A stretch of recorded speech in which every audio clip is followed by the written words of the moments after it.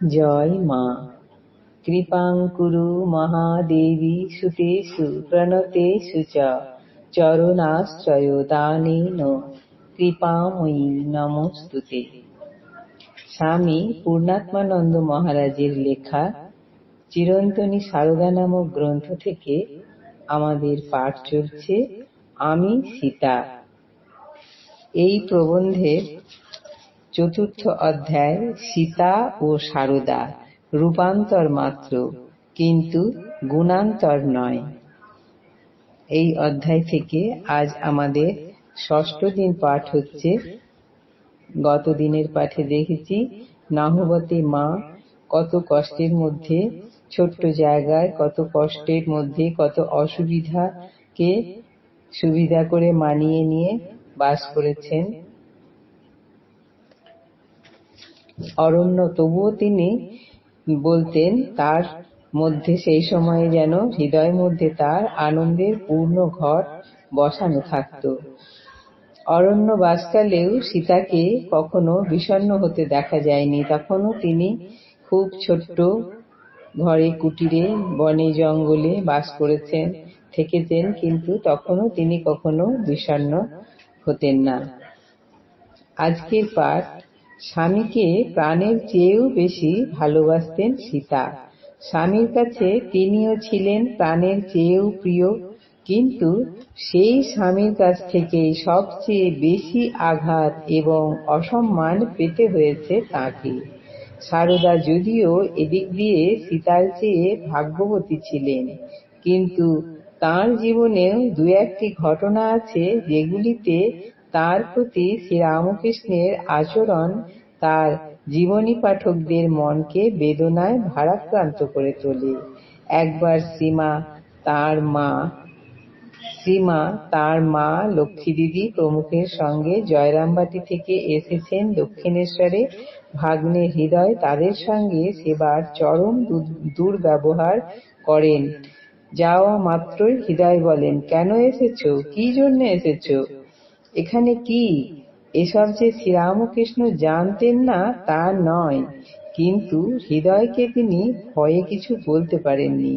অথচ সীমাকে কটু কথা বলার জন্য হৃদয়কে কঠোর ভর্ৎসনা যে শ্রীরামকৃষ্ণ কখনো করেননি তা নয়। মেয়ের অপমানে শ্রীমায়ের মা বললেন, চল ফিরে দেশে যাই, এখানে কার কাছে মেয়ে রেখে যাব? সুতরাং দক্ষিণেশ্বর থেকে সেদিনই চলে যেতে হলো তাঁদের। রামলাল দাদা পাড়ের নৌকো এনে দিলেন। শ্রীমা কিন্তু আগাগোড়া নীরবেই সব সহ্য করেছিলেন।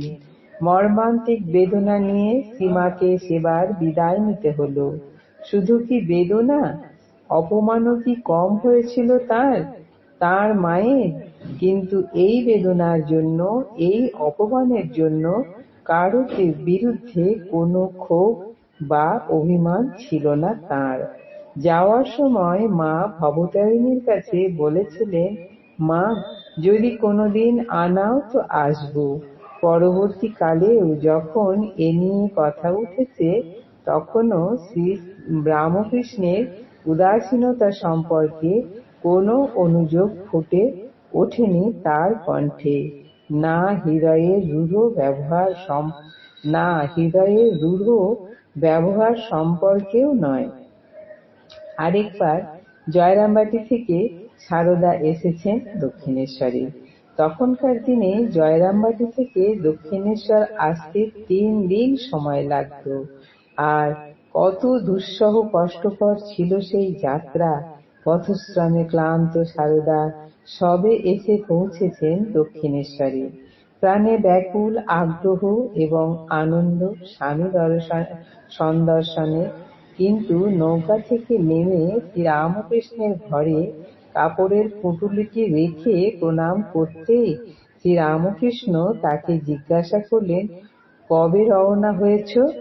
সারদার উত্তর শুনে শ্রীরামকৃষ্ণ বললেন, তুমি বৃহস্পতিবারের বারবেলায় রওনা হয়েছ বলে আমার হাত ভেঙেছে। যাও যাও, যাত্রা বদলে এসোগে। সেদিনই ফিরতে চাইলেন সারদা। শ্রীরামকৃষ্ণ বললেন, আজ থাক, কাল যেও। শ্রীরামকৃষ্ণের ব্যবহারে সারদার মনে তখন কি প্রতিক্রিয়া হয়েছিল তা সহজেই অনুমেয়, কিন্তু মুখে সেই গভীর ব্যথার কোনো প্রকাশ ছিল না তাঁর। নীরবে স্বামীর আদেশ শিরোধার্য করে আবার পরদিনই তিনি যাত্রা বদল করতে জয়রামবাটি ফিরে চললেন। আবার সেই ভয়ানক কষ্ট ও ক্লান্তিকর দীর্ঘ যাত্রা। আজ এই পর্যন্তই।